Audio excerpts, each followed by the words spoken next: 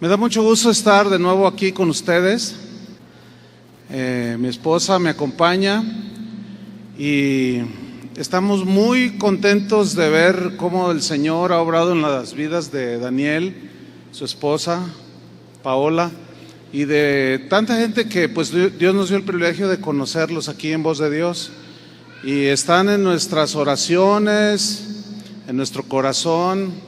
Y bueno, el tema de este evento, pues ¿qué podemos decir? Es el olvido de la cruz. Abran su Biblia, por favor. ¿Me das más monitor, porfa? Para que no sienta yo un rebote. Yo te digo, ¿no? Súbele. Hebreos capítulo 11, versículo 4. Voy a compartir, este es el primer tema, el olvido de la cruz. No, como que no lo oigo. O mejor bájale, tú arréglale ya, ¿ok? Sale. El olvido de la cruz, Hebreos 11:4, ¿ya lo tiene? Ok. Voy a leer. Usted me sigue ahí, por favor. Por la fe Abel ofreció a Dios más excelente sacrificio que Caín, por lo cual alcanzó testimonio de que era justo, dando Dios testimonio de sus ofrendas, y muerto aún habla por ella. Vamos a orar. Señor, te damos muchas gracias.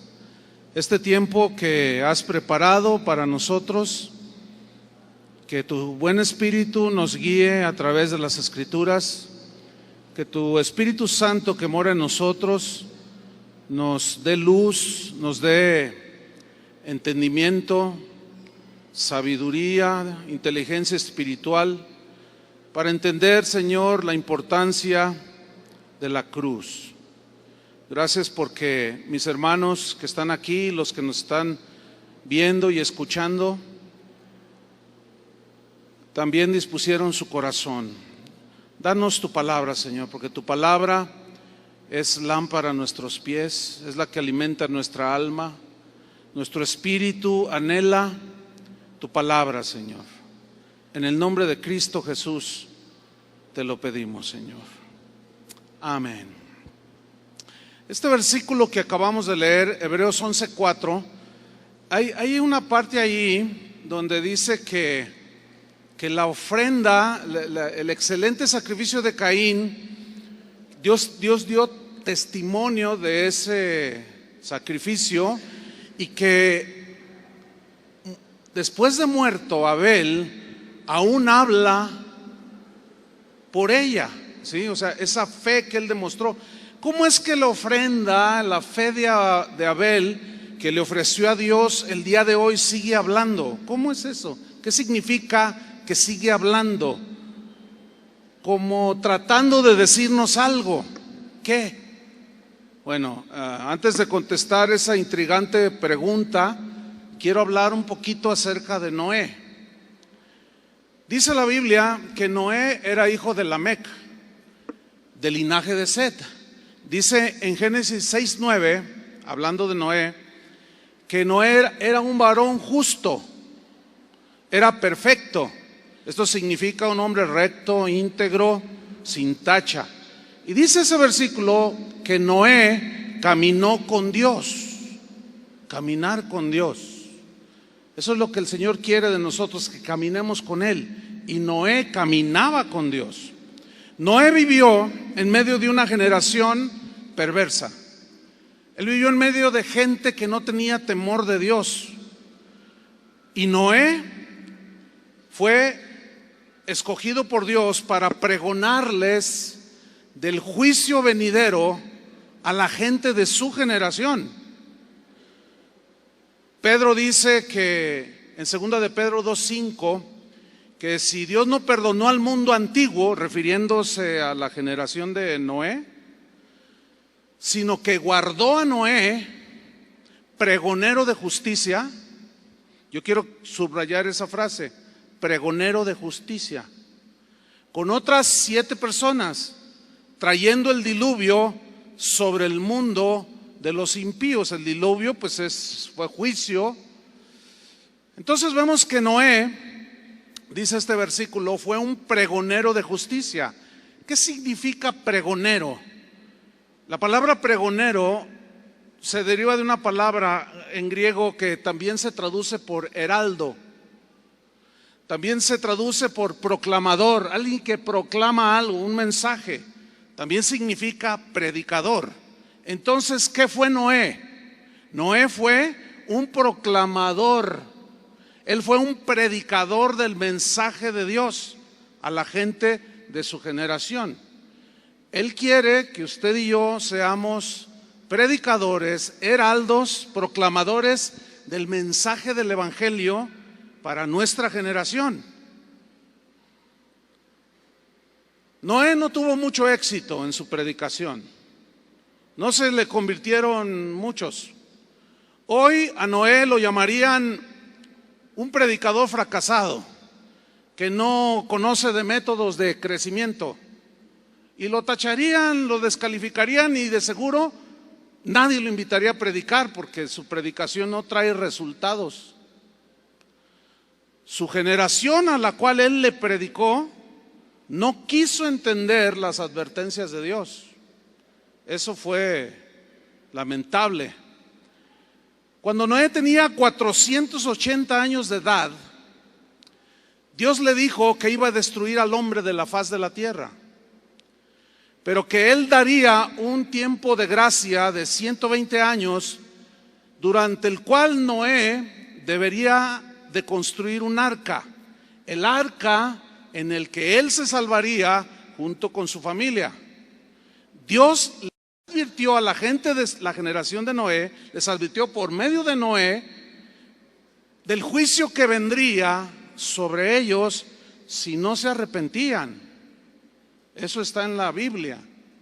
Por 120 años Noé se dedicó a predicar y a construir el arca, ¿sí? Pero no hubo arrepentimiento. Eso es muy lamentable. La gente rechazó el mensaje de advertencia de juicio. No quisieron arrepentirse. Y llegó el diluvio, lamentablemente. Diluvio, desastre que destruyó a todos. Si las aguas que cayeron de los cielos trajeron estrago a nuestro país en algunas áreas, y las imágenes que se ven son muy lamentables, ¿no? Ahora imagínese sobre toda la tierra. ¿Cómo ha de haber sido aquello?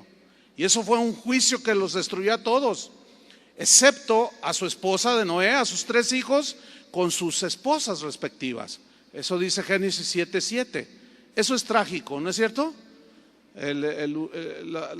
Las muertes en nuestro país por los huracanes y las lluvias asciende a casi 160 personas. Allá eran miles. Si pudiéramos tan solo imaginar un poquito cómo ha de haber sido aquello, ha de haber sido toda una, pues aquí se dice que fue tragedia nacional. Eso fue una tragedia mundial. ¡Qué tragedia! Pedro dijo en la segunda carta que él escribió en el capítulo 3 versículo 9 que el Señor no retarda su promesa, según algunos la tienen por tardanza, sino que es paciente para con nosotros, no queriendo, Dios no quiere que ninguno perezca, sino que todos procedan al arrepentimiento. Él no quiere que el impío muera en su pecado. Desgraciadamente no todos atienden al mensaje del Evangelio, no todos creen al mensaje del Evangelio.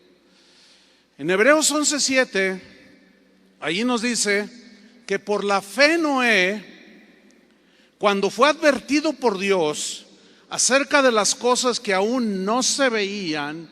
¿Qué son las cosas que aún no se veían? En los tiempos de Noé todavía la tierra era regada por un vapor, que caía un rocío, no llovía como hoy lo tenemos nosotros ya establecido por Dios. Entonces dice que él por la fe, cuando Dios le dijo voy a traer un diluvio, entiende que él entendió que iba a caer agua del cielo. Él nunca había visto llover. ¿Cómo sería eso? Sin embargo, él creyó lo que Dios le estaba diciendo.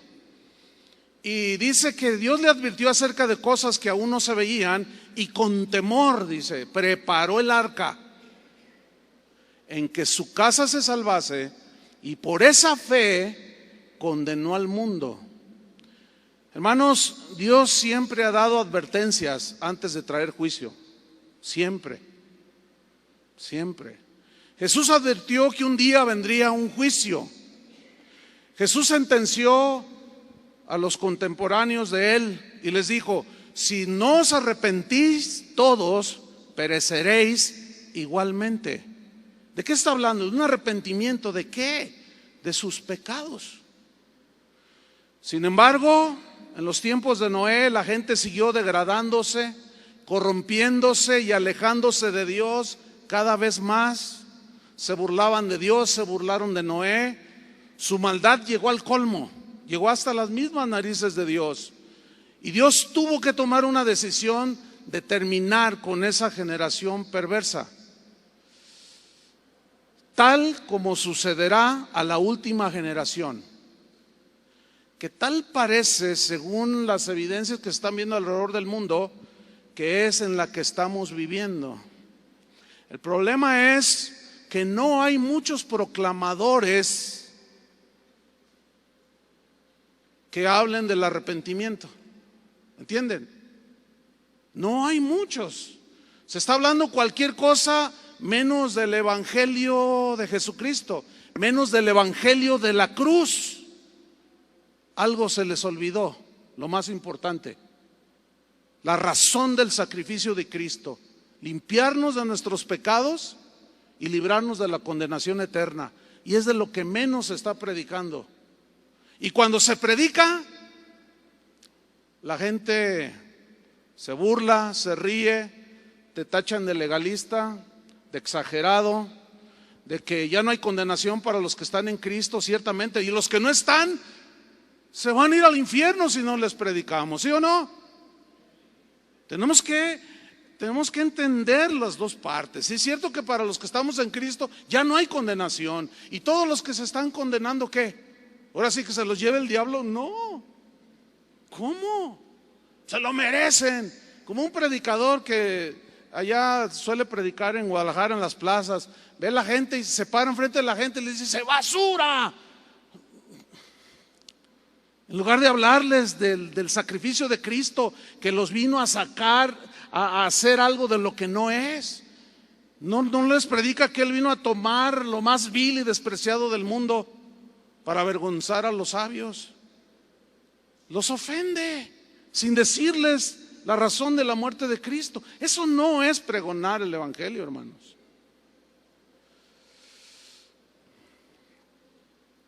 Vamos a responder ahora la pregunta del por qué la ofrenda de Abel sigue hablando hasta el día de hoy. Vamos a ver el pasaje que leímos en Hebreos, pero vamos a ver su correspondiente historia en Génesis capítulo 4. Abra su Biblia. Génesis capítulo 4.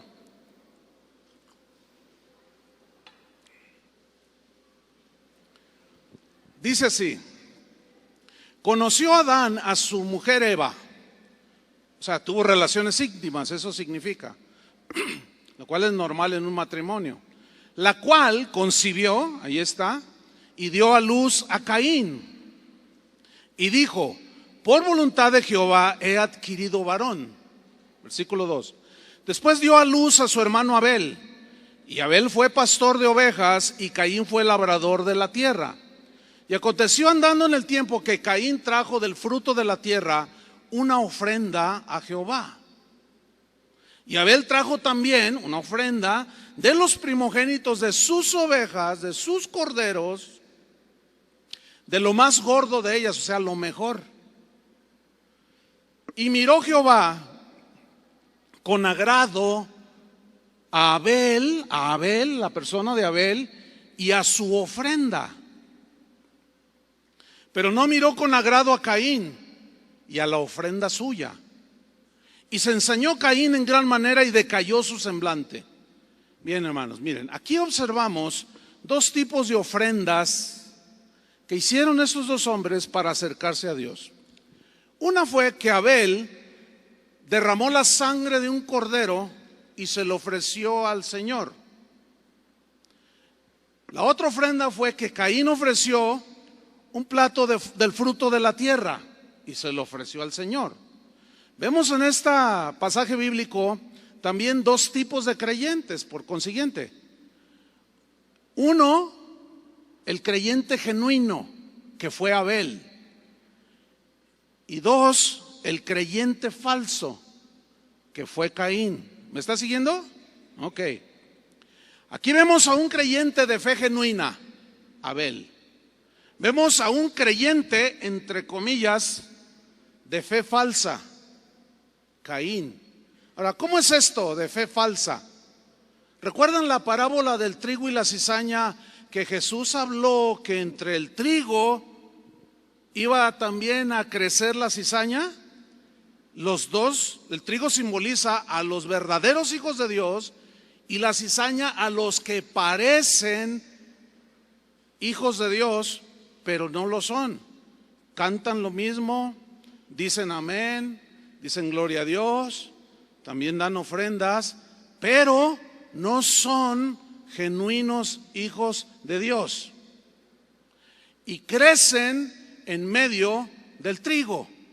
Y la parábola dice que llegó uno y dijo: Señor, ¿quieres que cortemos la cizaña? Y dijo: no, bien arrasen con el trigo. Dice: déjenlo así. Pero al final de los siglos, de los tiempos, separaremos el trigo de la cizaña. En otras palabras, Jesús conoce a los suyos, pero entre los suyos hay algunos que parece que son y no son. Ahora, volvamos de nuevo a Hebreos 11:4. Dice: por la fe Abel ofreció a Dios más excelente sacrificio que Caín. Fíjate, más excelente sacrificio que Caín. Por lo cual alcanzó testimonio de que era justo. O sea, el sacrificio que él ofreció le trajo la justificación. Qué interesante. ¿Qué es la justificación? Es el acto por medio del cual Dios declara sin culpa a una persona. Y dice aquí claramente que alcanzó testimonio de que era justo, dando Dios testimonio de sus ofrendas. O sea, Dios es el que declara justo y es el que dijo que la ofrenda de Abel fue la que le agradó y que muerto aún habla por ella. Pero ¿por qué? ¿Cuál es la diferencia en la ofrenda que ofreció Abel y Caín? Bueno, si los dos ofrecieron ofrendas para acercarse a Dios, ¿por qué la ofrenda de Abel fue mejor? Es una buena pregunta, ¿no es cierto? ¿Por qué Dios rechazó la ofrenda de Caín? Bueno, en primera instancia el versículo dice que por la fe Abel ofreció, por la fe. Digan todos fe. ¿Qué es la fe? Fe, según la Biblia, significa total y plena confianza en Dios para salvación. O sea, no hay nada en nosotros que podamos hacer, ningún mérito para poder ser salvos. La salvación la da el Señor. Pero eso es a través de creer lo que hizo Cristo en la cruz. El que creyere y fuere bautizado será salvo. El que no creyere será condenado. Vayan y prediquen, dice, a todas las naciones. Eso ya está implicando que no todos van a creer, pero va a haber un buen número de gente que sí va a creer. Ahora bien, Santiago nos habla de otra fe, de un creer, de una fe, pero es una fe que no salva. Santiago 2:19 dice así: ¿tú crees que Dios es uno? ¿Cuántos creen que Dios es uno? Todos. Tu fe es creer, pero mira lo que dice: bien haces en creer, pero mira, también los demonios creen y tiemblan. Ahora, por creer, ¿se acuerdan cuando Jesús expulsó demonios y ellos dijeron: sabemos quién eres, sabemos que eres el Hijo de Dios. ¿Se acuerdan de ese pasaje? Ellos sabían quién era Jesús, el Hijo de Dios. Y ellos, los demonios no son ateos. Ellos creen en Dios, pero el creer que Dios está allí, ¿los salvaba a ellos? No. Entonces aquí vemos que hay una fe que salva. La fe viene, ¿por qué? Por el oír. Y el oír por la palabra de Dios. Es decir, así como Noé, que pregonó el evangelio, el arrepentimiento, la gente, si la creía, sería salva. Pero al rechazarla, eran condenados inevitablemente. Ahora bien, si nosotros no predicamos el mensaje del evangelio, no puede haber verdadera fe que salva. ¿Me explico? Porque la fe que salva viene por el oír la palabra de Dios. Pero si a la gente se le lleva a un lugar donde está un predicador contando durante una hora puros chistes, ¿ustedes creen que la gente se va a salvar? Porque eso no va a producir la fe que salva.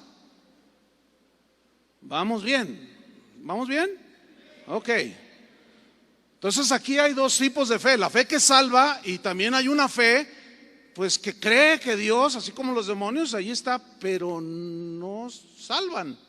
Caín pues representa el tipo de creyente que tiene una fe que no salva. Ah, caray, parece contradictorio, ¿no? Un creyente que tiene una fe que no salva. Igual que la fe de los demonios.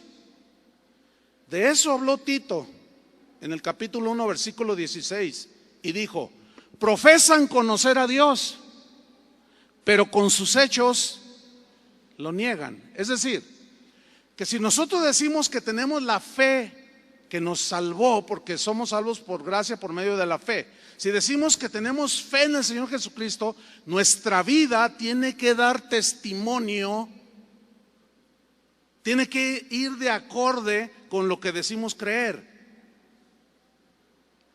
Es decir, yo no puedo decir creo a Dios, creo en Dios, creo en Cristo y comportarme como un demonio. O sea, ese concepto no está en la Biblia. Entonces estamos llegando a un punto crucial. Hay mucha gente que dice y confiesa que Jesús es el Señor, pero viven como demonios. Siguen en adulterio, siguen robando, siguen haciendo cosas que no corresponden a un hijo de Dios. ¿Qué pasó allí? Profesan conocer a Dios, pero con sus hechos lo niegan. Ahora, recordemos un poco que en Génesis capítulo 3, son historias del todo conocidas, de todos conocidas.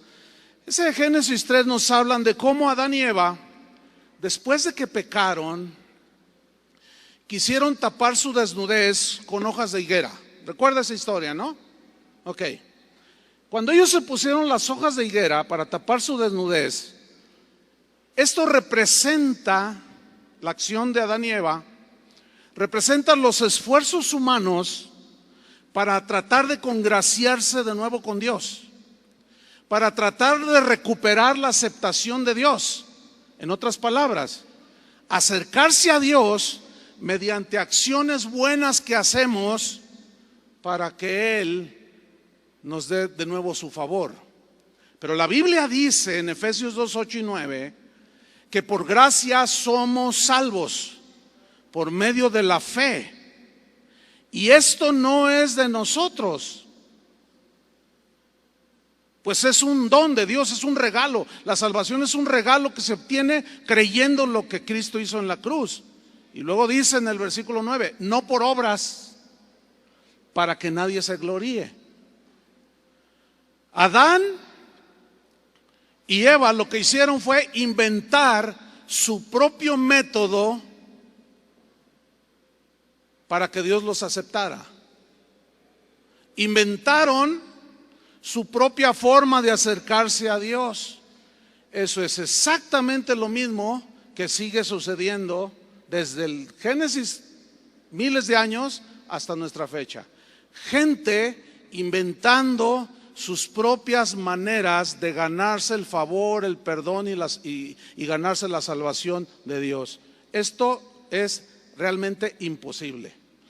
Por eso hay no cientos, miles de religiones. Porque cada quien inventa su propia forma de acercarse a Dios y de salvarse. Ok.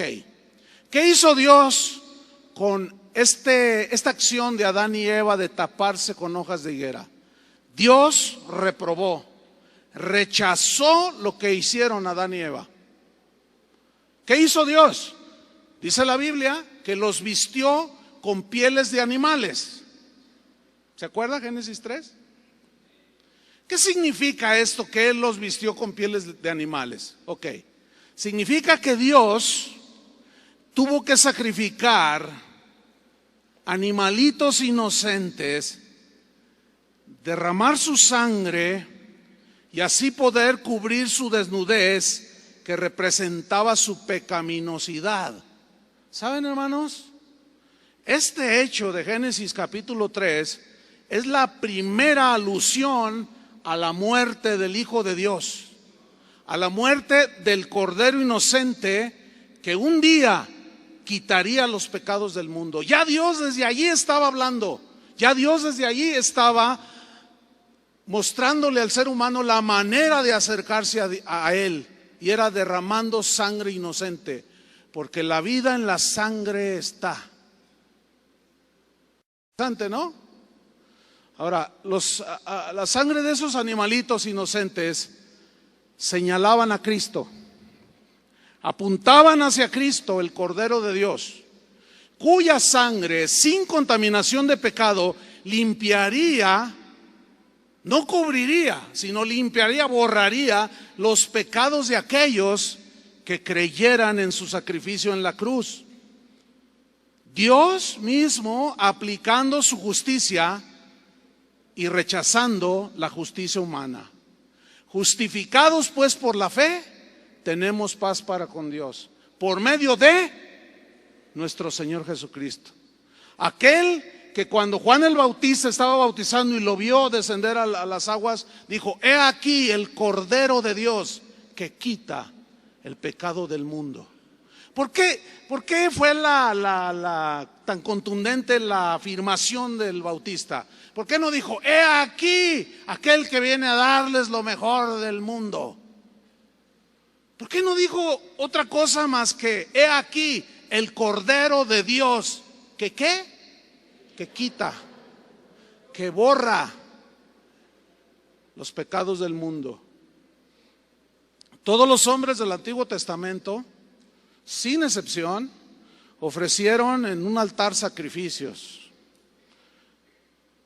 Derramaron sangre de animales inocentes. Abraham hizo un altar, pero Dios le pidió a su hijo, ¿se acuerdan? A Isaac. Y no se lo negó. Isaac es un tipo, y Abraham es un tipo del padre ofreciendo a su hijo. No lo negó, se lo entregó.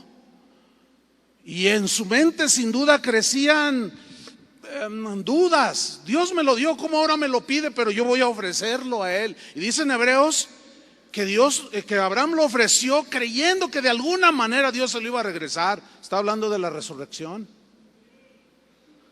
que fue lo que hizo Cristo.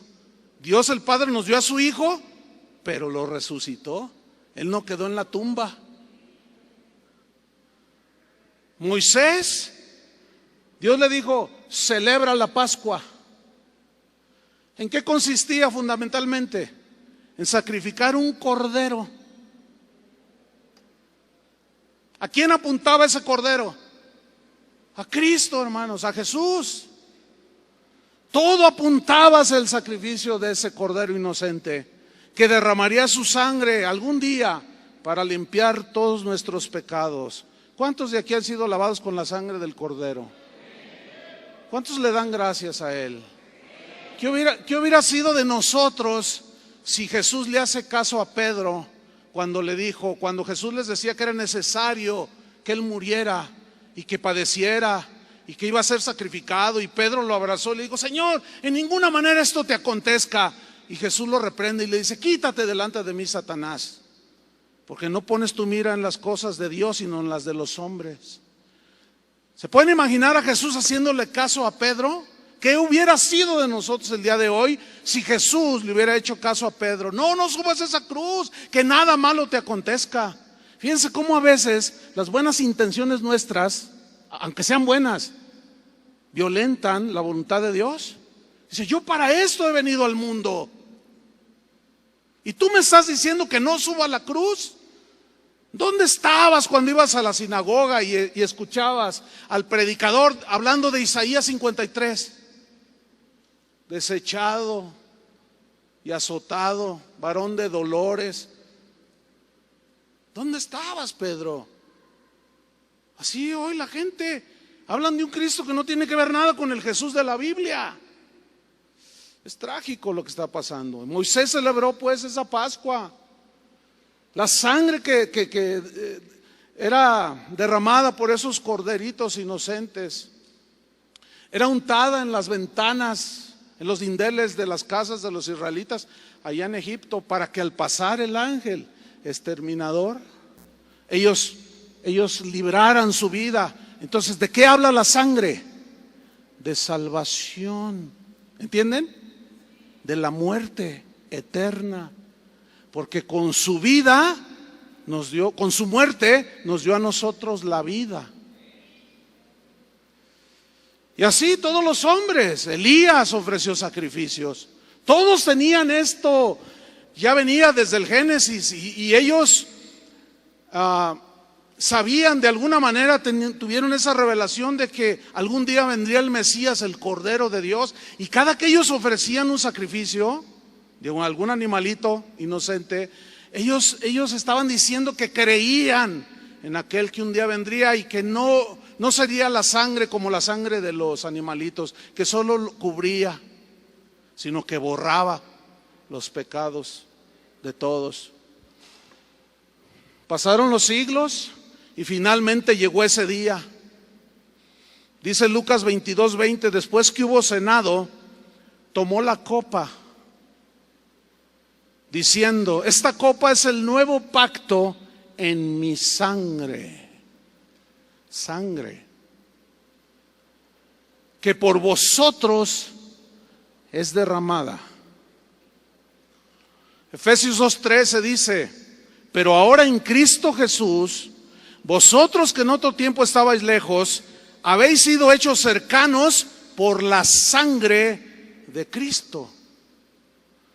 Hebreos 10:19: así que, hermanos, teniendo libertad para entrar en el lugar santísimo por la sangre de Jesucristo, por el camino nuevo y vivo que Él nos abrió a través del velo, es desde su cuerpo, o sea, el sacrificio de su cuerpo y el derramamiento de su sangre. No hay otra manera entonces de podernos acercar a Dios. Nadie puede llegar al Padre si no es a través de Jesús, pero del Jesús que murió en la cruz, hermanos.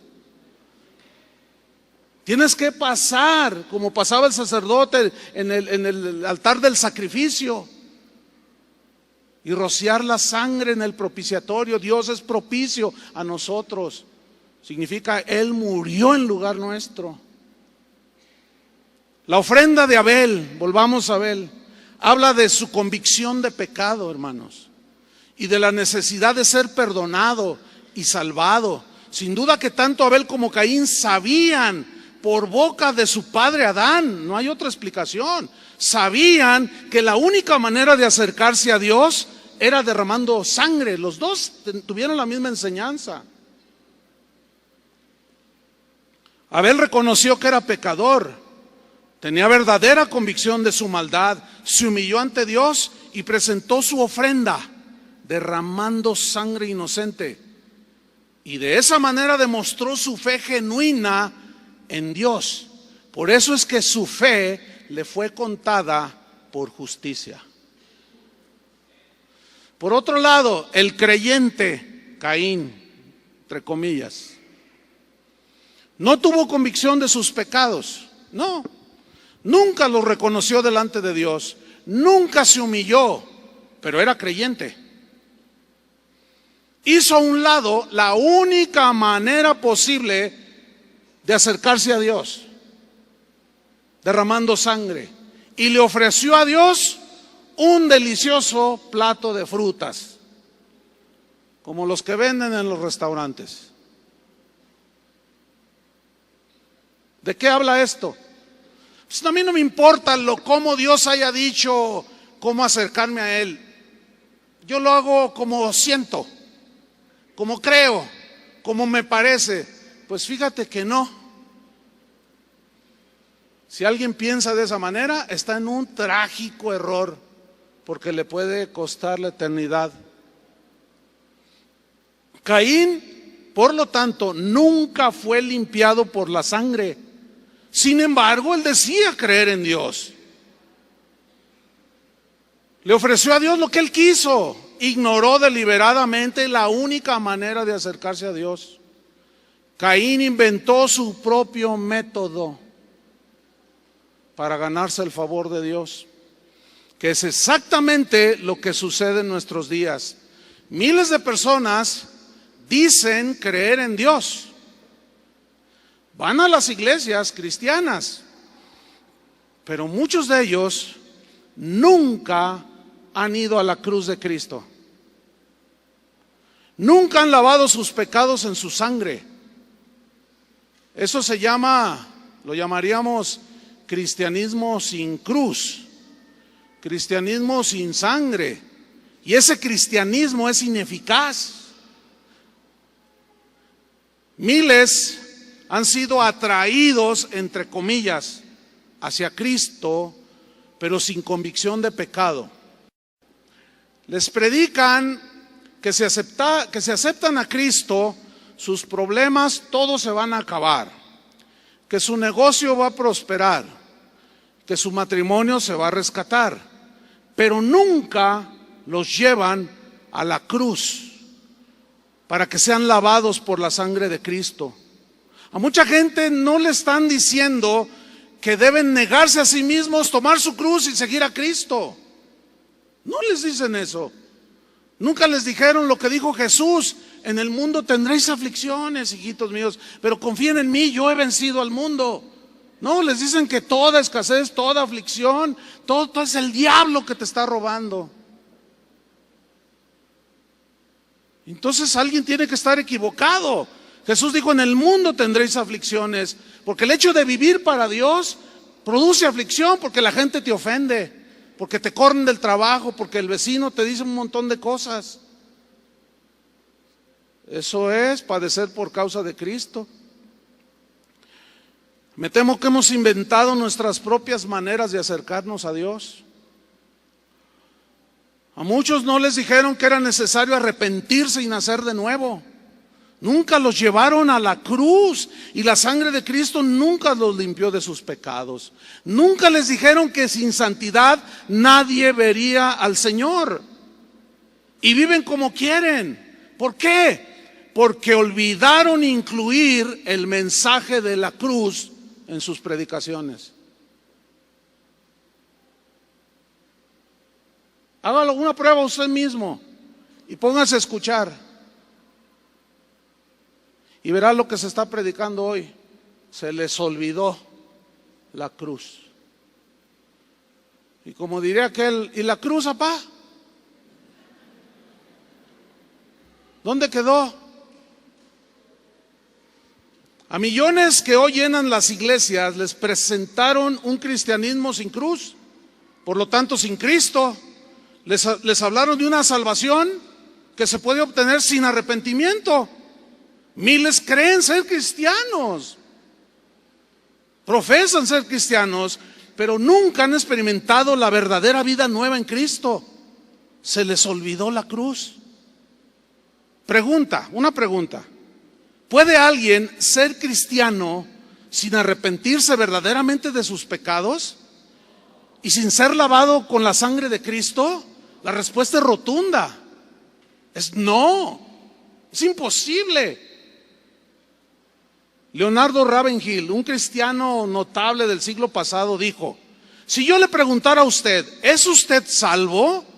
Y si usted me responde, sí, soy salvo. Yo le pregunto, ¿cuándo fue salvo?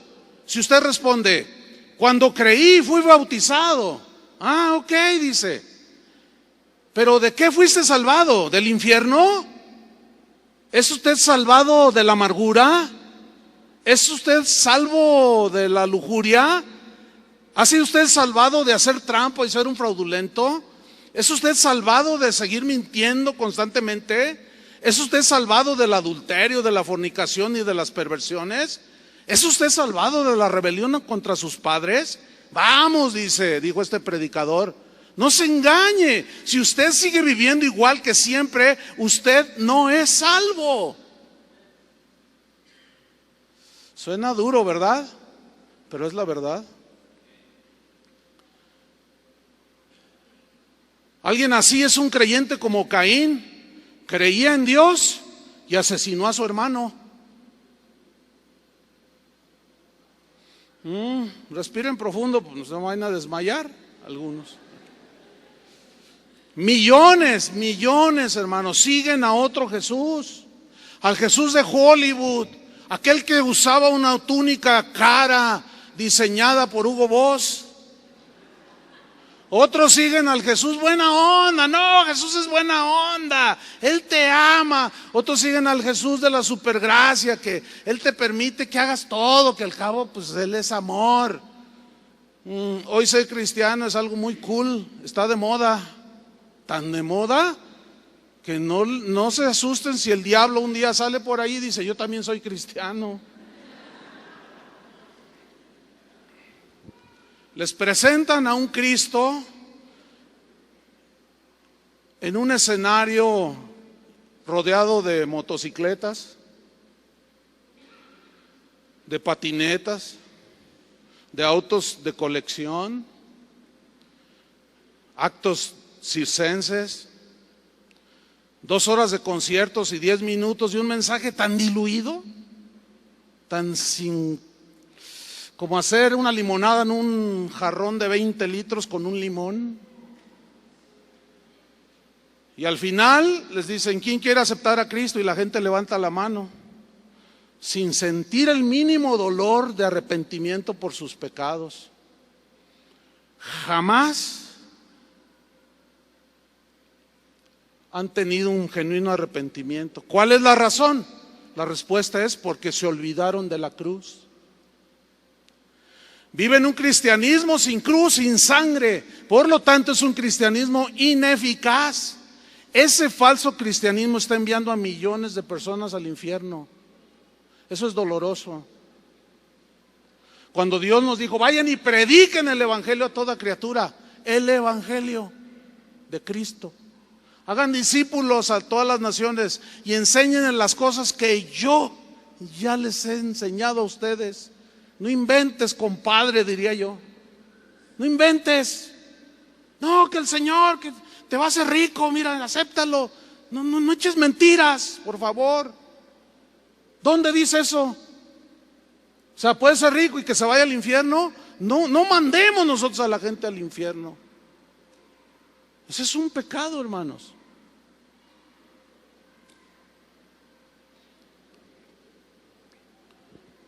Primero Corintios 2:1 dice Pablo, así que hermanos, cuando fui a vosotros para anunciaros el testimonio de Dios, no fui con excelencia de palabras o de sabiduría, pues me propuse no saber entre vosotros cosa alguna, sino a Jesucristo y a este crucificado.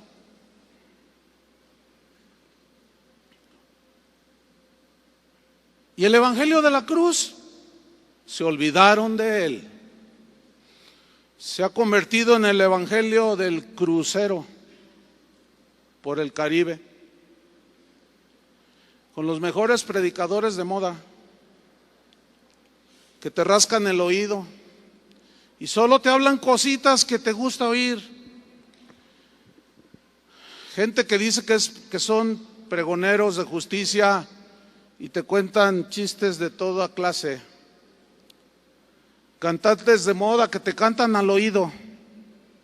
en ese crucero, y te dicen: Dios te ama, Dios te ama, Dios te ama, te quiere bendecir. ¿Y la cruz? ¿Dónde está la cruz? Este tipo de personas, gente que está ahí metida, son las que llenan las iglesias los domingos, llenan los estadios, gritan a los cuatro vientos: avivamiento. Pero la pregunta es: ¿cuántos han sido verdaderamente lavados con la sangre de Cristo? Esa es la pregunta. Miles le cantan al Señor, pero no han nacido de nuevo muchos. Se han olvidado de la cruz. Mira, hermano, ponga atención, así rápido.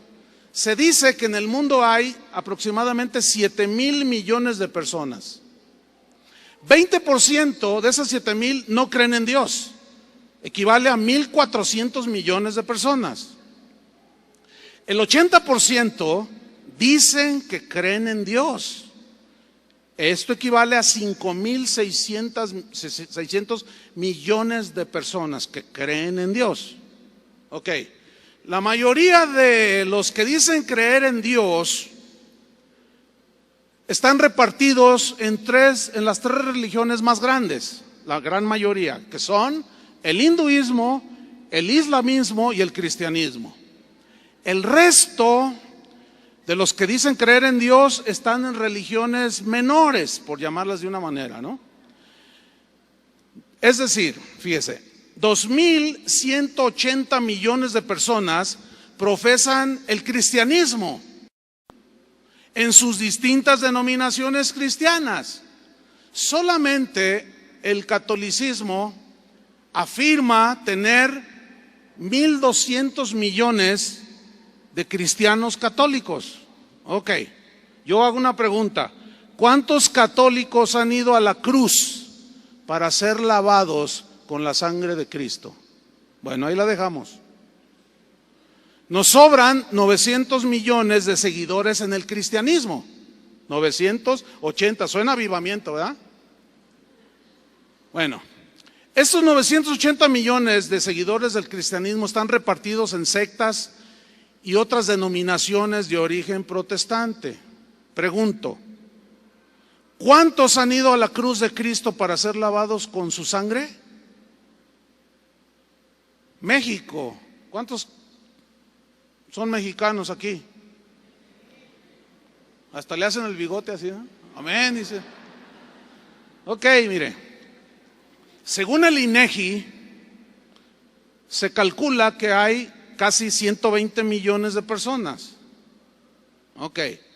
102 millones de personas dicen ser católicos. Es decir, habla entre un 12 a 15% de la población. El restante, pues, no son católicos, es decir, equivale a 18 millones. Es decir, de los 120 millones, 102 millones son católicos y 18 millones dicen que no son católicos. Ok, en esos 18 millones están incluidos los testigos de Jehová, los mormones, los de la luz del mundo, los de Pare de Sufrir, y ya párale, ¿verdad? Pero también ahí en esos 18 millones están incluidos los evangélicos, como nosotros que decimos que somos evangélicos, cristianos evangélicos. Ok, 18 millones. Ahora bien, eso significa que 45% de los 18 millones, según el INEGI, son evangélicos, como usted y como yo. Esto equivale a 7,800,000 personas aproximadamente. De una población de 120 millones, tan solo 7,800,000 profesamos ser evangélicos, que creemos que solo por la fe, que creemos en el mensaje del evangelio, que creemos que Jesús es el Señor. ¿Cuántos creen eso? Usted está incluido en los 7,800,000. Ok, la pregunta es esta: de esos 7,8 millones, ¿cuántos son verdaderos cristianos? Ay, Dios. Y todavía algunos dicen que hay avivamiento en México. ¿Cuántos de estos 7,8 han ido a la cruz de Cristo para lavar sus pecados con su sangre? ¿Cuántos? Igual que en los días de Noé, muy pocos eran salvos. Muy pocos se salvaron. La gente no hace caso al mensaje del evangelio de la cruz, pero sí hace caso a un montón de evangelios que andan por ahí siendo pregonados por gente que ha traicionado el mensaje de la cruz.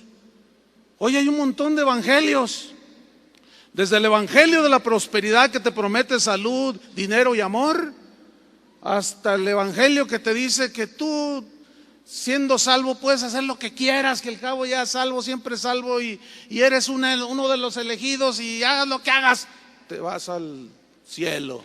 Aunque te suicides, dicen algunos, te vas al cielo. Pero vamos a volver a Caín para terminar. ¿Cómo obró finalmente Caín? ¿Cómo obró? Creía en Dios. Obró como lo que siempre fue, un no nacido de Dios. Uno que creía en Dios, uno que pretendía ser hijo de Dios, uno que ofrendaba a Dios, pero hacía lo que le daba su gana y terminó haciendo lo que dice Génesis 4:6 en la versión Dios habla hoy. Entonces el Señor le dijo a Caín: ¿por qué te enojas y pones tan mala cara? Si hicieras lo bueno podrías levantar la cara, pero como no lo haces, el pecado está esperando el momento de dominarte. Sin embargo, tú puedes dominarlo a él. Pero hermanos, la única manera de dominarlo es con el arrepentimiento y la conversión a Cristo.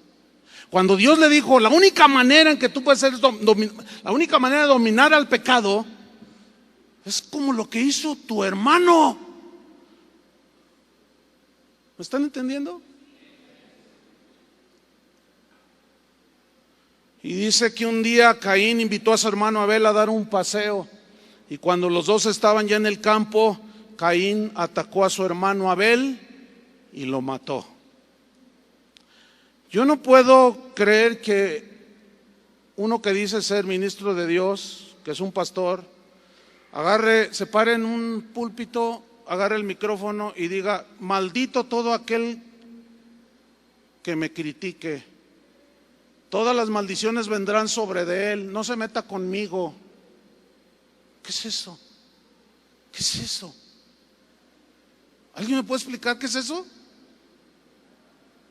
Todo menos un ministro de Dios, porque Jesús dijo: bendecid y no maldigáis.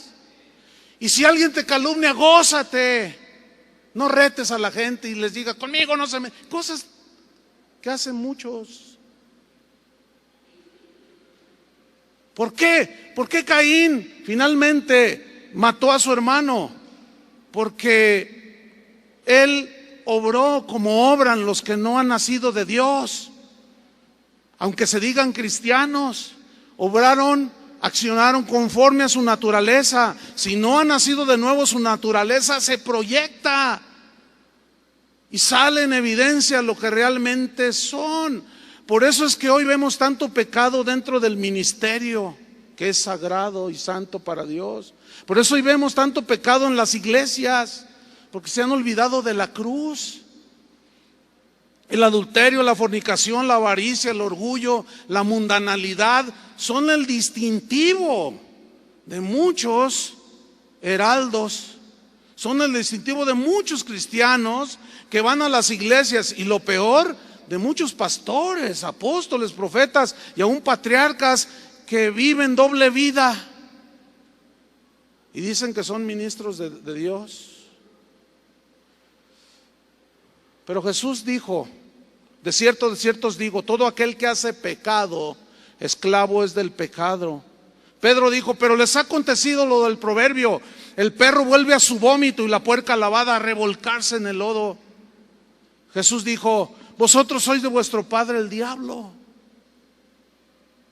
y los deseos de vuestro padre queréis hacer. Él ha sido homicida desde el principio y no permaneció en la verdad, porque no hay verdad en él. Cuando habla mentira, de suyo habla. Esa es su naturaleza. porque es mentiroso y padre de mentira. Y a mí, dijo Jesús, porque les digo la verdad, ¿no me creéis? ¿Por qué me queréis matar? Fíjate nomás. Los representantes de Dios lo querían matar, finalmente lo lograron. Hoy la verdad de Jesús ha sido rechazada una vez más. Lo trágico es que los que dicen ser sus hijos rechazan precisamente el mensaje de la cruz. Se olvidan de la cruz. Urgen pastores, predicadores, heraldos. Urge que regresemos a la cruz, que no se nos olvide que esa fue la única razón, la principal por la que Jesús fue enviado.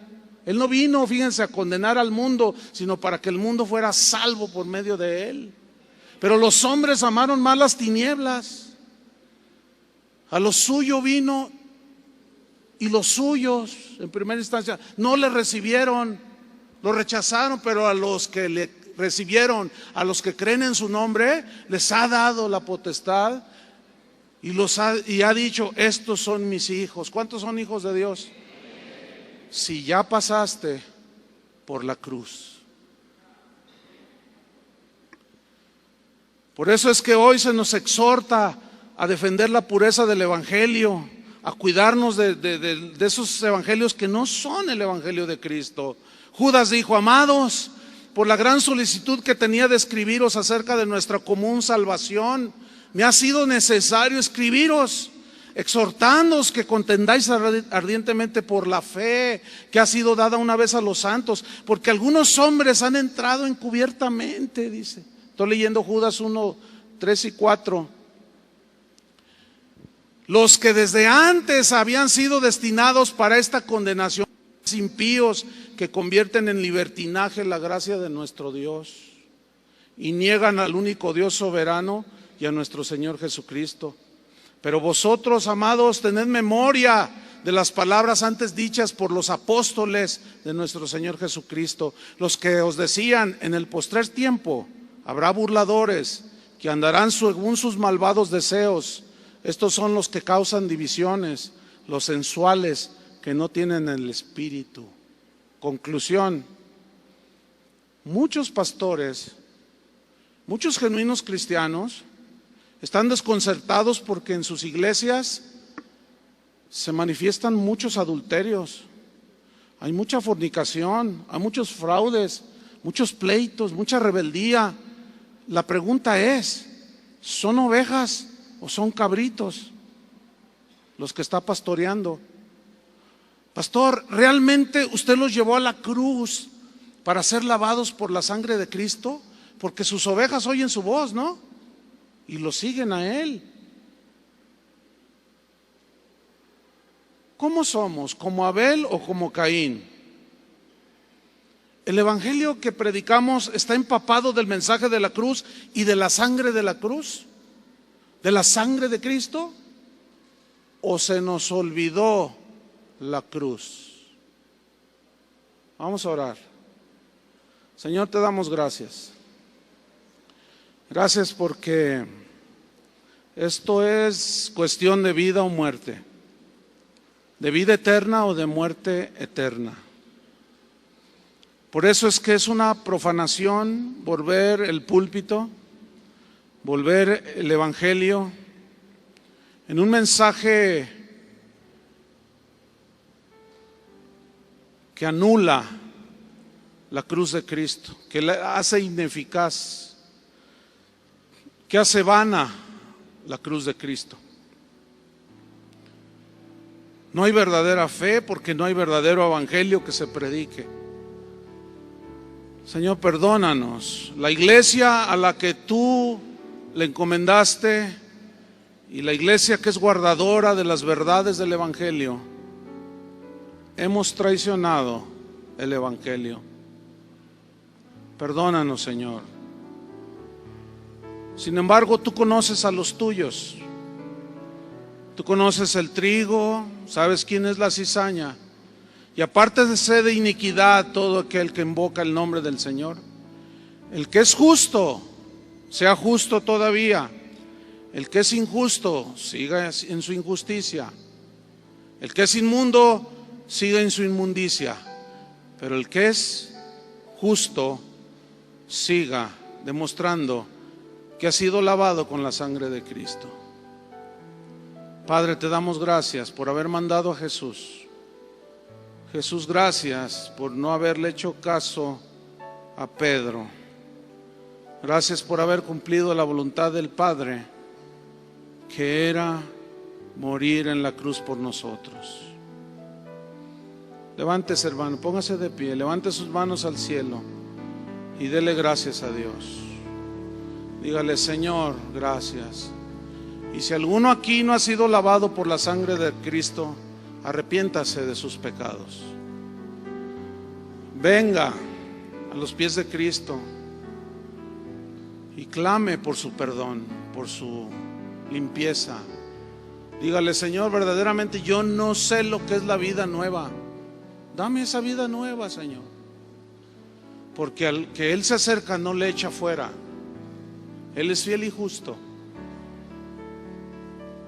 Y Él no quiere que tú perezcas, sino que te arrepientas. Ahí en el profundo de tu corazón, dile al Señor que te lave con su sangre preciosa.